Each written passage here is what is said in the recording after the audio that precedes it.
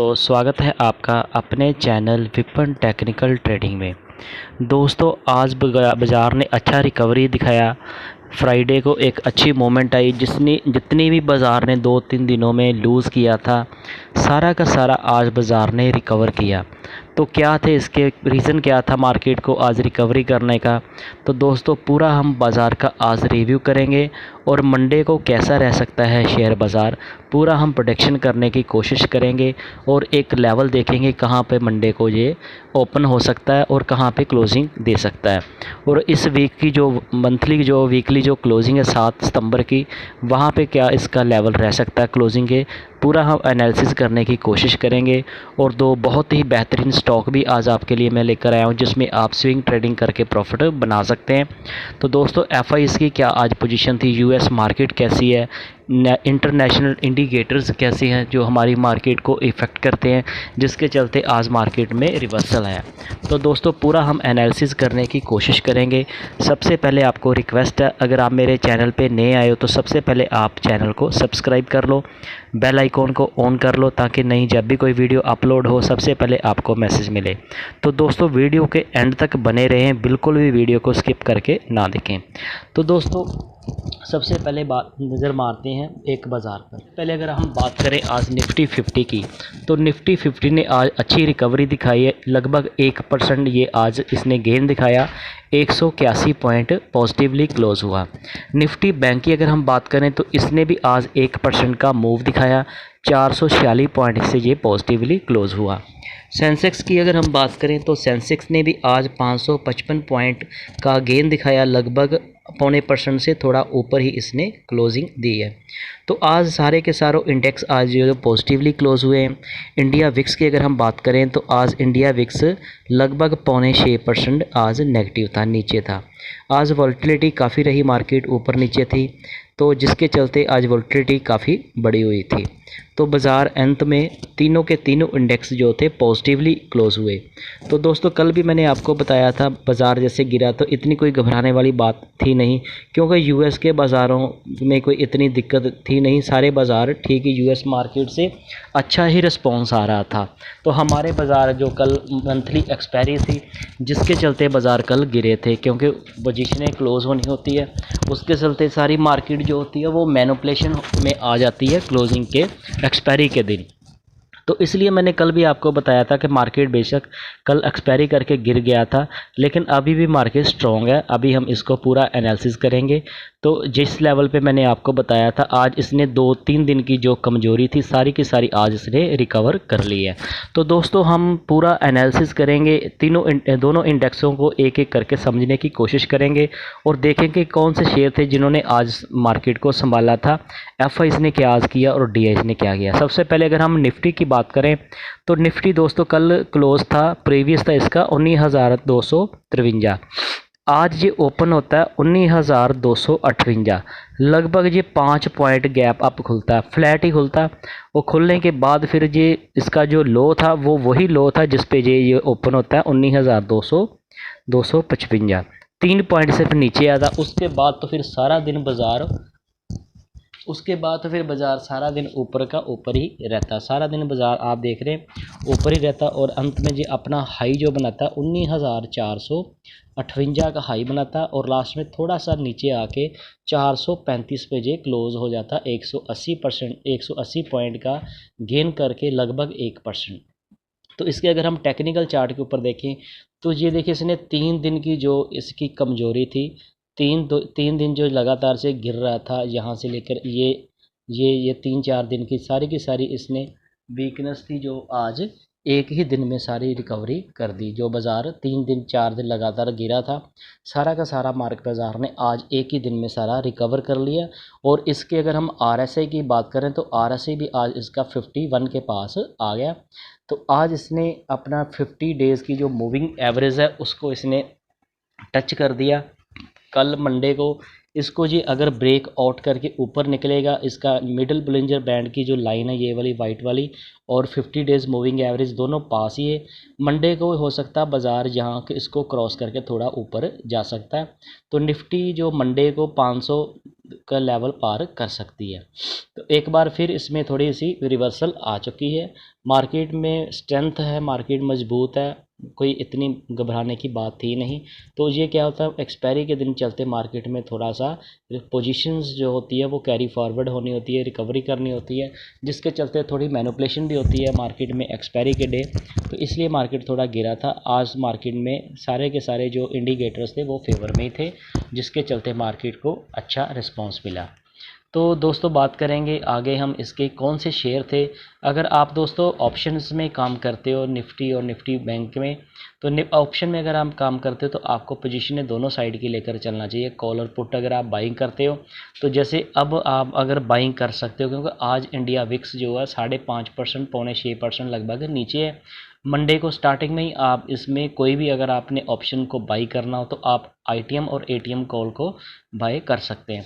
उसमें प्रीमियम भी कम होगा, तो कम प्रीमियम में आप बाई कर सकते हैं। जैसे अगर विक्स फिर रिवर्सल जाके विक्स भी ऊपर बढ़ेगा तो आपके प्रीमियम का प्राइस बढ़ जाएगा।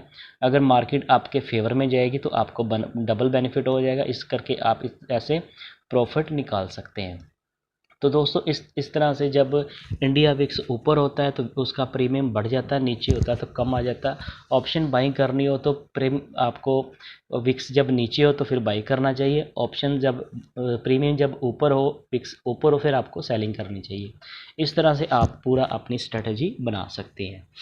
तो दोस्तों आगे हम देखते हैं कौन से शेयर थे जो आज भाग रहे थे।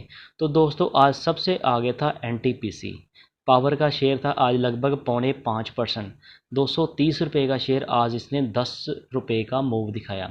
बहुत अच्छी मूवमेंट इसने दिखाई। ओएनजीसी की बात करें तो ये भी आज लगभग 4.25% ऊपर था। तो आप दोस्तों देख रहे भागने वाले जितने भी शेयर थे सारे काफ़ी परसेंटेज में भागे। टाटा कम्युनिकेशन आज फिर 3.5% भागा। जीएसडब्ल्यू स्टील की बात करें ये भी 3.5%, टाटा स्टील भी 3.5%, मारुति भी आज लगभग 3.25%। पावर ग्रिड की बात करें तो ये आज भी 3% भागा, काफ़ी दिनों से भाग रहा है। आज कोल इंडिया भी मैंने दोस्तों आपको रिकमेंड किया था। टाटा स्टील 2 दिन पहले मैंने आपको दिया था, ये भी आज अच्छा मूव दिखाया इसने। कोल इंडिया का मैंने आपको पहले बताया था, आज इसने 3% का मूव दिखाया। हिंडाल्को ने भी आज 3% का मूव दिखाया। और इंडसइंड बैंक की अगर हम बात करें तो इंडसइंड बैंक भी आज काफ़ी अच्छा मूव दिखा रहा था, लगभग 3.25%। टेक महिंद्रा की बात करें तो ये भी 2% ऊपर था। एसबीआई भी आज 2% ऊपर था। UPL, Wipro, Eicher motor, axis bank, Bajaj Finserv, Tata motor, ये सारे के सारे शेयर आज जितने भी 2-3%, 4-4% भागे। एसबीआई की बात करें तो ये भी आज 1.5% भागा, इसको भी मैंने आपको रिकमेंड किया था। श्री सीमेंट भी आज 1.5% भागा। Bajaj auto, HCL tech, Grasim, Bharti Airtel, BPCL, Mahindra and ICICI bank, तो ये सारे के सारे शेयर आज भाग रहे थे। अडानी पोर्ट भी आज 1% ऊपर था। Kotak bank, TCS, Infosys, Apollo hospital, Titan, hero motor को, ब्रिटानिया आज लगभग 1.25%, लगभग 1/4% ऊपर था। आईटीसी भी आज लगभग 1/4% ऊपर था। रिलायंस इंडस्ट्री भी भाग रहा था, एचडीएफसी और एशियन पेंट, सारे के सारे शेयर आज भाग रहे थे। और गिरने वाले जो शेयर थे आज बहुत ही कम ही थे जो गिरे थे। जो गिरने वाले शेयर थे वो भी मैक्सिमम आज गिरा सिप्ला, और वो भी 1%। तो गिरने वाले शेयर सिर्फ एक ही था जो 1% गिरा, बाकी सारे आधे आधे परसेंट, 0.25%, आधा परसेंट, 1/4% के हिसाब से गिरे। वो भी 3-4 ही शेयर थे, लगभग 2-3 शेयर तो वैसे फ्लैट ही थे, ना ऊपर थे ना नीचे थे। ब्रिटानिया की बात, हिंदुस्तान यूनिलीवर की बात करें तो ये भी आज लगभग पूरा फ्लैट ही क्लोज़ हुआ। तो इसके अगर हम पीसीआर की बात करें तो इसका जो इस वीक की क्लोजिंग है 7 सितंबर की, उसका पीसीआर देखेंगे आप तो 1.25 हो गया। दोस्तों जब पीसीआर 1 के ऊपर आ जाता है तो मार्केट जो है बुलिश हो जाती है। इसमें क्या होता है कि कॉल राइटर जो होते हैं, मतलब कि पुट राइटिंग जो ज़्यादा हुई है, तो जब पुट राइटिंग ज़्यादा होती है इसका मतलब ये है कि मार्केट अब बुलिश है, मार्केट में पुट राइटर ज़्यादा है और कॉल राइटर कम है। इसके चलते ये लेवल इसका जब 1 से ऊपर आ जाता है पीसीआर, तो इसका मतलब इंडेक्स में अब बुलिशनेस है। इसकी जो मैक्सिमम क्लोजिंग पेन आ रही इस मंथ की, वो इस क्लोजिंग की वीक की वो आ रही 19,400। तो 19,400, 450, 350 के बीच में ये इसकी क्लोजिंग हो सकती है 7 सितंबर की। मंथली क्लोजिंग की अगर हम बात करें तो इसका पीसीआर भी मंथली देखें तो 1.44 है, जो एक बुलिश मोड में माना जाता है। तो इसका मैक्सिमम क्लोजिंग पेन आ रही 19,400। तो कहने का मतलब कि बाज़ार इस मंथ सितंबर तक इसी रेंज के बीच में ही कंसोलिडेट कर सकता है, मार्केट साइडवेज रह सकती है। तो आगे हम बात करें निफ्टी बैंक की। तो निफ्टी बैंक की बात करें तो निफ्टी बैंक का कल प्रीवियस था 43,990। तो आज ये ओपन होता है 43,996, सिर्फ 6 पॉइंट ये गैप अप खुलता है, लगभग ये भी आज फ्लैट ही खुला था। तो इसने जो लो बनाया था, लो इसका था 830, ये थोड़ी देर पहले बना था। उसके बाद फिर ये काफ़ी ऊपर निकल जाता है, 44,568 का ये हाई बनाता है। उसके थोड़ा सा फिर ये नीचे आके 436 पे क्लोज होता है, 44,436, 446.1% के हिसाब से ये क्लोजिंग दे देता, पॉजिटिवली क्लोजिंग देता है। इसके अगर हम टेक्निकल चार्ट के ऊपर देखें तो इसने भी जो 2 दिन की, एक दिन की जो इसकी कैंडल कल बनी थी रेड, उसको इसने कवर कर दिया, इसके ऊपर ही जाके जिसकी ग्रीन कैंडल बनी है। और इसका जो RSI भी देखें तो वो भी 48 के पास आ गया, ऊपर है। तो इसमें अभी थोड़ा सा धीरे धीरे से ये रिकवर कर सकता है। तो इसमें जो इसका मिडल ब्लिंजर बैंड की लाइन को तो इसने टच करके ऊपर, उसके ऊपर ही क्लोजिंग दी है। अगर कल ये थोड़ा सा मूव करके ये 44,780 को पार करेगा, जो उसकी 50 डेज़ की मूविंग एवरेज, तो फिर ये निफ्टी बैंक भी और स्ट्रॉन्ग हो जाएगा। तो अगर आप ऑप्शन में काम करते हो तो आपको दोनों साइड की पोजीशनें बनाकर चलना चाहिए। उससे क्या होगा, आपका बहुत ज़्यादा प्रॉफिट नहीं होगा और बहुत ज़्यादा लॉस भी नहीं होगा। तो कम क्वांटिटी से ही आपको ट्रेड करना चाहिए। इसके कौन से शेयर थे जो आज भाग रहे थे? आज सारे के सारे बैंकिंग शेयर भाग रहे थे। सबसे आगे था आज पीएनबी, आज लगभग 3.25% पीएनबी भागा। इंडसइंड बैंक भी आज 3.25% भागा। बंधन बैंक भी आज 2.5% ऊपर था। बैंक ऑफ बड़ौदा 2% ऊपर था। एक्सिस बैंक भी लगभग 2% ऊपर था। एसबीआई भी आज 1.5% ऊपर। आईसीआईसी बैंक 1%, कोटक बैंक 0.25% और एजू स्मॉल फाइनेंस बैंक भी आज लगभग 1/4% ऊपर था। तो जिसके चलते आज सारे के सारे बैंकिंग शेयर ऊपर थे। IDFC first bank, HDFC bank, वो गिरने वाला सिर्फ एक ही बैंक था, वो भी बहुत ज़्यादा गिरा नहीं, फ्लैट ही था। आज 0.10 के हिसाब से वो गिरा, सिर्फ 15 पैसे गिरा फेडरल बैंक। तो सारे के सारे आज बैंकिंग स्टॉक पॉजिटिव में ही क्लोज हुए। इसकी अगर हम पीसीआर की बात करें तो इसका पीसीआर भी 1.15 है, जो इस वीकली एक्सपायरी है। तो इसकी मैक्सिमम क्लोजिंग पेन आ रही है 44,300। तो बाज़ार जो निफ्टी बैंक भी अब थोड़ा स्ट्रॉन्ग दिख रहा है, क्योंकि इसका पीसीआर भी 1 के ऊपर है। इसके मंथली पीसीआर की बात करें तो वो भी 1 के ऊपर ही है। और मैक्सिमम क्लोजिंग पेन जो इसकी वीक मंथली एक्सपायरी है उसकी आ रही 44,500। तो 44,500 के आसपास इसकी जो मंथली एक्सपायरी हो सकती है। तो इसके लिए निफ्टी बैंक के लिए आप कम से कम 100-150 पॉइंट प्लस माइनस लेकर चल सकते हैं। आगे हम एफआईज़ की हम बात करें तो एफआईज़ ने आज 1 सितंबर को कैश में 487 करोड़ की फर्स्ट डे की सीरीज़ सितंबर में इन्होंने आज बाइंग की है। वहीं पे डीआईज़ ने भी आज 2294 करोड़ की बाइंग की है, जो नेट आज काफ़ी बाइंग आई, जिसके चलते मार्केट आज ऊपर भाग रही थी। फ्यूचर की बात करें तो एफआईज़ ने आज फ्यूचर के इंडेक्स भी लगभग 100 करोड़ के इन्होंने बाई किए। और वहीं इनके जो स्टॉक के जो ऑप्शंस थे उसमें इन्होंने आज काफ़ी भारी सेलिंग की है। 4,225 करोड़ की इन्होंने आज सेलिंग की है। यही मतलब कि ऑप्शन के जो स्टॉक के फ्यूचर थे, इंडेक्स के जो ऑप्शंस थे। स्टॉक की अगर हम बात करें तो एफआई जो स्टॉक के फ्यूचर थे उसमें इन्होंने आज 1751 करोड़ की बाइंग की है। और स्टॉक के जो ऑप्शंस थे उसमें इन्होंने आज 121 करोड़ की सेलिंग की है। तो थोड़ा सा इन्हों को नेट देखें तो इन्होंने आज काफ़ी बाइंग भी की है। तो ये पोजीशन को मैनिपुलेशन करने के लिए किस सेगमेंट में बाइंग करते हैं, किसी में सेलिंग करते हैं, और कभी ये किसी में ऊपर नीचे करके अपना प्रॉफिट निकाल के चले जाते हैं। तो ऐसे करके आप इनके ऊपर आपको ध्यान रखना चाहिए। अगर आप ऑप्शन में काम करते हो तो अगर आप कैश में काम करोगे तो आपको इसका बेनिफिट मिल सकता है। अब जब किसी ये शेयर में ऐसे मैनिपुलेशन करते शेयर को गिराते हैं आप उसको बाई कर सकते हो। जब वो एक ट्रेंड आएगा, शेयर ऊपर जब ये भगाएंगे तो आपको भी प्रॉफिट हो जाएगा, आप उसको होल्ड करके बैठे रह सकते हैं। आगे हम यूएस मार्केट की बात करें तो हमारे इंडेक्सों की बात करें तो हमारे चारों के चारों तीनों इंडेक्स आज पॉजिटिव थे। विक्स आज नीचे था। डॉजोन की बात करें तो डॉजोन भी आज % अभी ऊपर है 148 पॉइंट। S&P 500 भी पॉजिटिव है। नेस्डेक थोड़ा सा नेगेटिव फ्लैट है। S&P 500 2000 की बात करें तो ये भी थोड़ा सा पॉजिटिव है। इसका विक्स जो थोड़ा नेगेटिव है। S&P STX की बात करें ये थोड़ा पॉजिटिव है, 1% ऊपर है। TR कनाडा 50 की बात करें ये थोड़ा सा नेगेटिव है। बोस्पा की बात करें ये थोड़ा आज पॉजिटिव है, ये लगभग 1.5% ऊपर है। ये सारे के सारे आप स्टॉक देख रहे हैं काफ़ी हरियाली में ही है। और ये कनाडा का बाज़ार देखें, ये सारे जितने भी आप देख रहे हैं इंडेक्स सारे के सारे ये पॉजिटिव हैं। चाइना के बाज़ारों की बात करें तो थोड़े इनके मिक्स से न्यूजीलैंड नेगेटिव है थोड़ा। तो शंघाई का बाज़ार, हांगकांग, ये सारा ताइवान वेटेड ये थोड़े ये पॉजिटिव है। तो आगे हम देखते हैं इसका ग्लोबल मार्केट की हम बात करें तो ऑस्ट्रेलिया की बात करें तो ऑस्ट्रेलिया के पाँचों इंडेक्स आज नेगेटिव है अभी। चाइना के 5 में से 4 पॉजिटिव है, 1 नेगेटिव है। हांगकांग थोड़ा नेगेटिव है आज। और इंडोनेशिया आज पॉजिटिव है। जापान भी पॉजिटिव है। और मलेशिया के बाज़ार भी सारे के सारे आज ऊपर है। न्यूजीलैंड की बात करें तो न्यूजीलैंड के पाँचों इंडेक्स आज नेगेटिव है अभी। पाकिस्तान की बात करें तो पाकिस्तान के चारों चार इंडेक्स इनके ऊपर है, एक नीचे है। फिलिप्पिन की बात करेंगे इनके तीनों में से 2 इंडेक्स आज ऊपर थे, एक नीचे। सिंगापुर की बात करें तो इनके तीनों के तीनों इंडेक्स आज ऊपर हैं।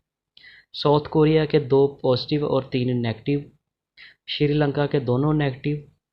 ताइवान के देखेंगे पाँचों के पाँचों इंडेक्स आज पॉजिटिव है। जिसके चलते थाईलैंड की बात करें तो थाईलैंड के पाँचों इंडेक्स आज नेगेटिव है, जिसके चलते इनका थोड़े इंडेक्स नीचे।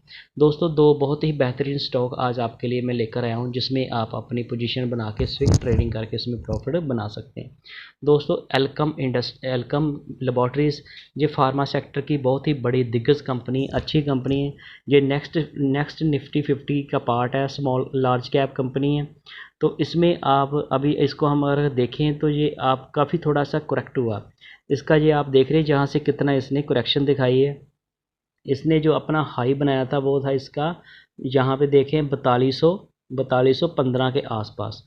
तो 4200 से ये गिरता हुआ अब आ गया आज 3617 के पास आ गया। तो लगभग इसने 600 रुपये की आज इसने काफ़ी दिनों से इसने लूज़ किया। यहाँ से देखें कितने दिनों से ये गिर रहा है। तो इसका जो RSI वो भी 35 है। तो 35 RSI ये इसका बेरिश मोड में अभी जो थोड़ा और भी गिर सकता है, लेकिन ये अभी भी अपने 200 मूविंग एवरेज जो इसका 3345 आ रहा है उसके ऊपर ही है। 50 डेज़ मूविंग एवरेज को इसने ब्रेक आउट कर दिया, ब्रेक डाउन कर दिया। तो ब्रेक डाउन करके अब जो थोड़ा और बुलिश बेरिश हो सकता है। ये आपने अगर ये इसके ये 200 ये 150 डेज़ इसकी मूविंग एवरेज इसको अगर ये ब्रेक डाउन करता है तो ये फिर थोड़ा और नीचे आ सकता है। अभी भी ये इसका जो 200 दिन की मूविंग एवरेज है वो रेड कलर में आप जो देख रहे हैं 3345 है, उसके ऊपर ही है। अब इसको भी अगर ये ब्रेक डाउन करके नीचे आएगा तो फिर ये लॉन्ग टर्म के लिए थोड़ा बुलिश हो सकता है। तो दोस्तों ऐसे ही आपको अच्छी कंपनी का शेयर जब नीचे आता है तो आपको एक मौका मिलता है उसमें एंट्री करने का।